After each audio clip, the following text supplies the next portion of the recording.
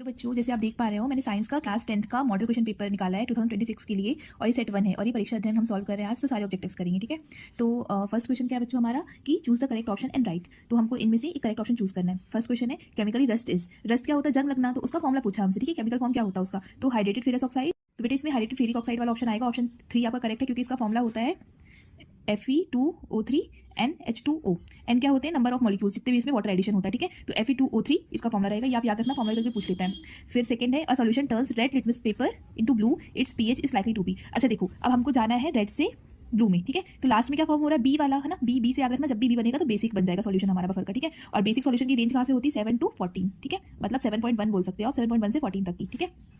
तो जब भी हम देखेंगे 7 से ज़्यादा पीएच होगा तो वो बेसिक फॉर्म करेगा, और बेसिक फॉर्म होगा मतलब रेड से लिटमस पेपर ब्लू हो जाएगा। तो बी से बी याद रखना, बी अगर बन रहा है तो क्या होगा, बेसिक हो जाएगा सॉल्यूशन, ठीक है।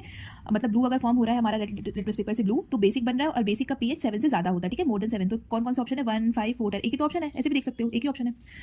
तो याद रखना, ठीक है, जो भी प्रोडक्ट बनेगा वही होगा। अगर बी वाला बन रहा है तो बेसिक बन रहा है, तो 7 से ज़्यादा पीएच होगा, और अगर 7 से कम पीएच है तो एसिडिक सॉल्यूशन होगा, तो वो ब्लू से रेड में कन्वर्ट हो जाता है लिटमस पेपर। थर्ड है, the most reactive metal is, सबसे ज़्यादा रिएक्टिव मेटल कौन सी है, सोडियम, सिल्वर, गोल्ड, कॉपर। तो बेटा सबसे ज़्यादा हमारी सोडियम होती है, सबसे ज़्यादा रिएक्टिव क्यों होती है, क्योंकि ये बेसिक होती है, ठीक है। और बेसिक नेचर की है, साथ ही साथ इसमें एल्कलाइन मेटलिक प्रॉपर्टी भी है। और हमारी अगर इसको हम इसको खोल के रख देंगे, अगर हम इसको ऑक्सीजन के कॉन्टैक्ट में लाएंगे या एयर के कॉन्टैक्ट में लाएंगे तो बहुत जल्दी उड़ जाती है, इसलिए इसको मोस्ट रिएक्टिव बोलते हैं, क्योंकि फटाक से ऑक्साइड बना लेती है, सोडियम ऑक्साइड बना लेती है इसीलिए।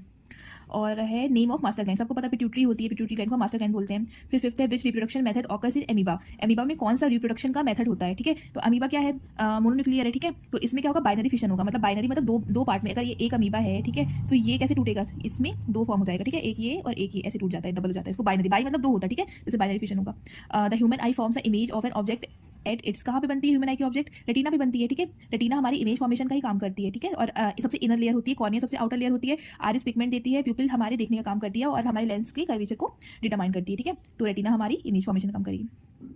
फिल इन द ब्लैंक्स में क्या है,